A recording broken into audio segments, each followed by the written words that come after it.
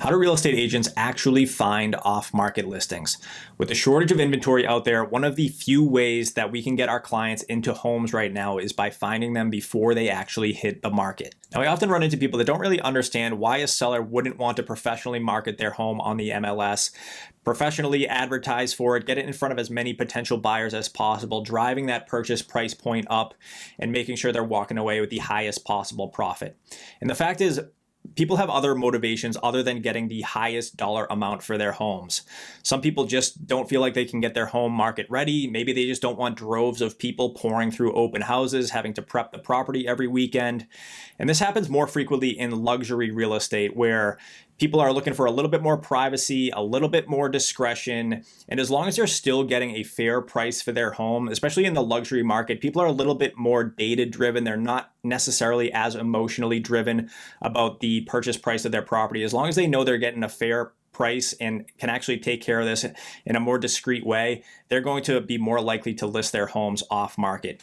So that's one thing to keep in mind as we move forward here through this list of ways that real estate agents actually find these listings. So here's how great real estate agents actually get their hands on these properties. Now, number one is a bit of a self-promoting plug. Last but not least, I want to thank me. But Compass agents have access to coming soon and private exclusive listings. And those are available only to the Compass brokerage. These are listings that are from Compass agents, available only to Compass agents. And that's either before they actually hit the MLS, or these homes are being kept off the market completely as a private exclusive listing. Now, this is one of the many things that allowed Compass to become the #1 brokerage by sales volume just 10 years after their inception, which, by the way, is crazy. The second way that agents get their hands on these off-market properties is probably the most common way that these off-market transactions end up happening.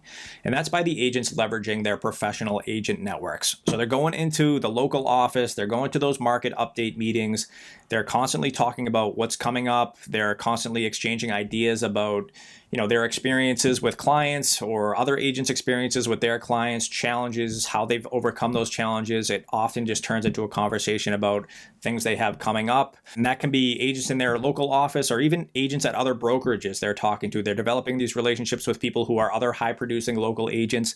Doesn't matter what brokerage agents work at. People like transacting with other high-producing agents that have their shit together. They're professionals. They know what's going on. They understand how to set their clients' expectations. So agents that have been in the business for a while, they're constantly developing and working on those relationships, and they use each other as a resource all the time. So grabbing coffees with people, grabbing drinks with people, going out and playing golf with people.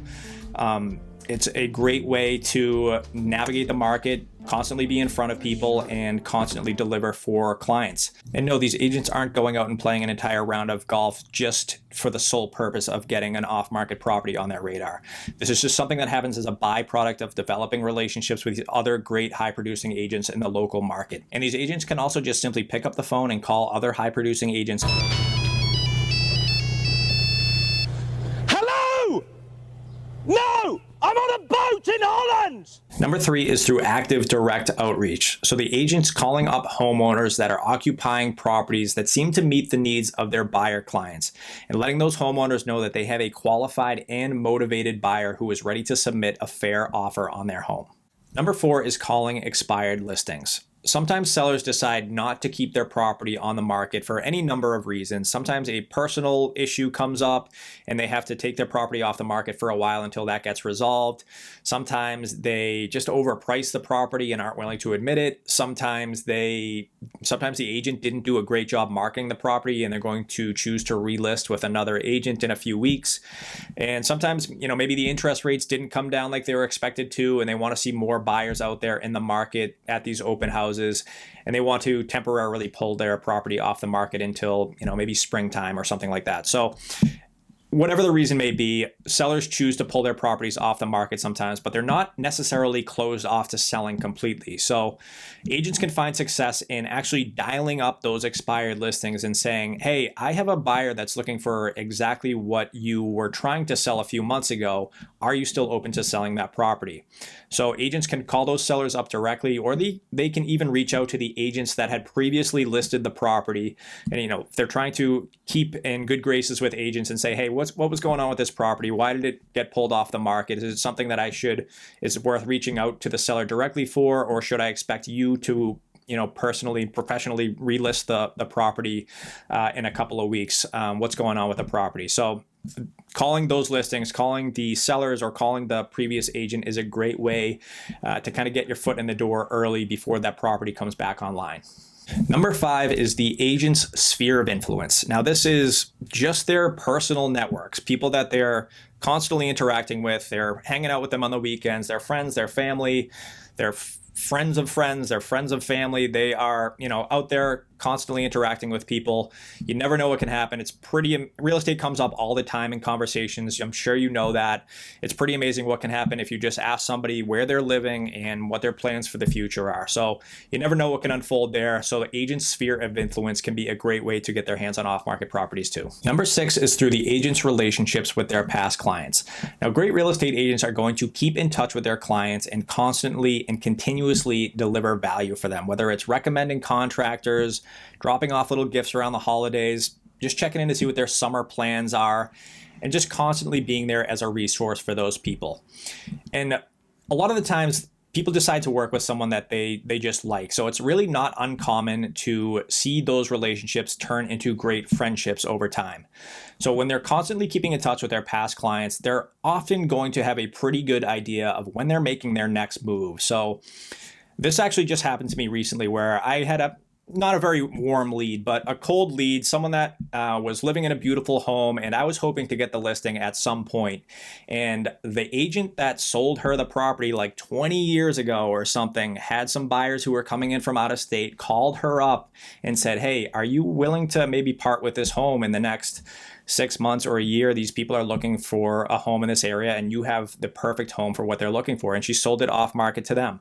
The seller wasn't someone I had developed a relationship with, but that agent did a fantastic job keeping in touch with her and knowing that she was living in a home that was perfect for those buyer clients. So this does happen all the time. Agents keeping in touch with their past clients is a great way to get their buyers' hands on properties. Number 7, social media. So just monitoring local real estate groups that often exchange information about off-market properties, but they don't actually allow agents to post listed properties in these groups. So agents will often join the groups and just monitor them to see if anything populates that is a great fit for one of their buyers. And also monitoring other real estate agents' accounts, following other high-producing local real estate agents in the market.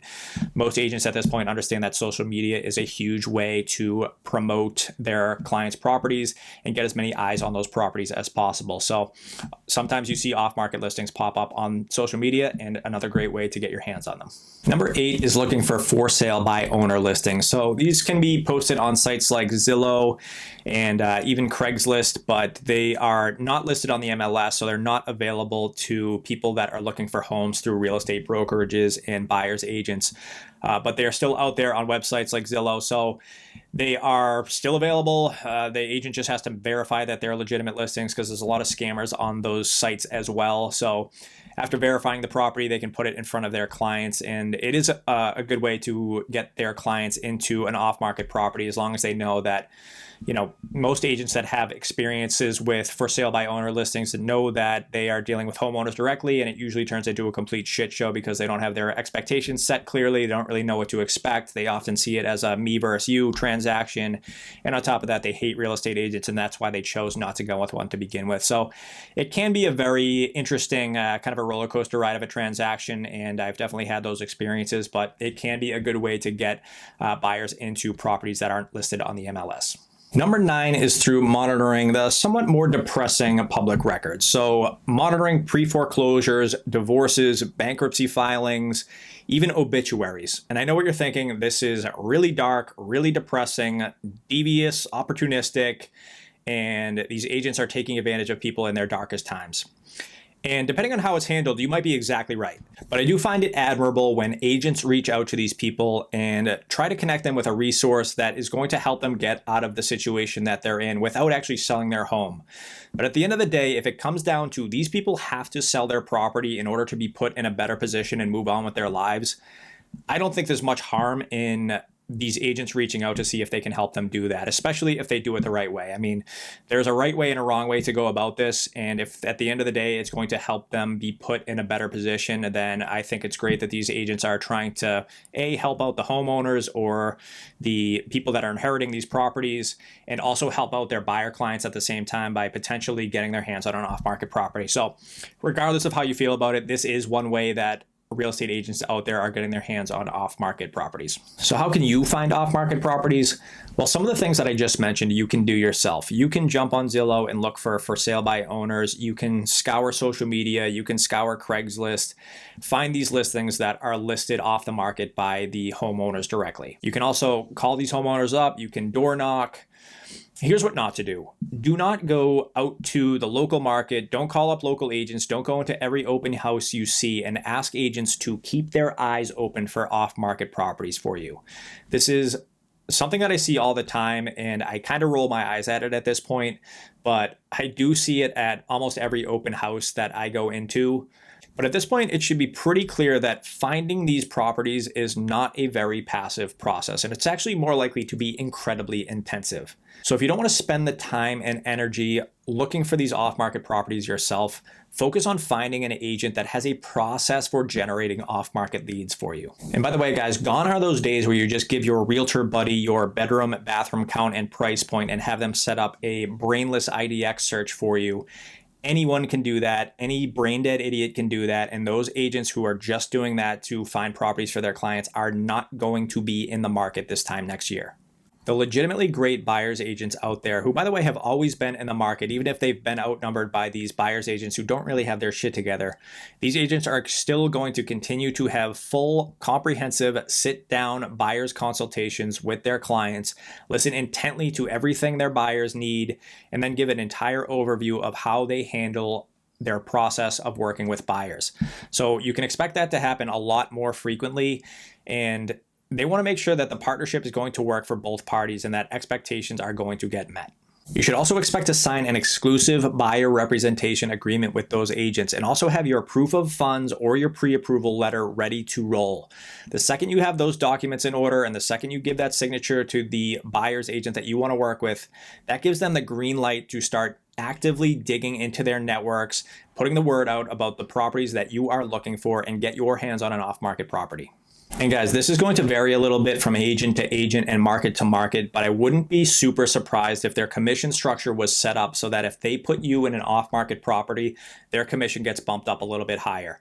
That's definitely going to be a part of the initial conversation, part of that comprehensive buyer's consultation, but I wouldn't be shocked if their commission was set up so that if they do put you in one of those off-market listings, they get a little bit more money. It's just one of the prices that people are willing to pay so they don't have to continuously compete with hundreds of buyers every time they want to put an offer in on a home. And if an agent is telling you that they're going to keep their eyes open for off-market properties for you without having a contract in place, I probably wouldn't expect very much from that agent. The successful agents out there who are regularly transacting off-market aren't passively sitting around waiting for those properties to come up and slap them in the face. The thing is, that agent might actually have off-market properties crossing their radar all the time, but they're not going to put those properties in front of someone that they don't know, especially if this person is acting like they're gaming the system by walking into 20 open houses a weekend and asking every single agent representing the listings to keep their eyes open for off-market properties for them. Agents that are actually producing in the market, they don't have any respect for people that do that. They want to see people sign an agreement with a qualified agent. They want to do business with other qualified agents in the market. They don't want to see tire kickers walking into open houses, telling them to do extra work for them without signing a contract. It's something that people are just going to roll their eyes. So do yourself a favor if you want to get into an off-market property and sign a contract with a qualified agent. Make sure you're vetting them first, obviously, but make sure you're working with an agent who has a clear process for generating off-market leads, and ask them to put you in touch with one of their past clients who they got into a home off-market. Make sure that they're legitimate and make sure that they actually get these transactions done. So hopefully this was informative for you guys. Hopefully this gives you some direction as to how to get your hands on an off-market property.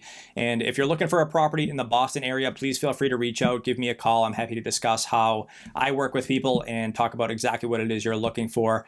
And please like the video if you found it helpful, and please subscribe for more great Boston real estate content. But thanks for your time, guys. Take care. Bye.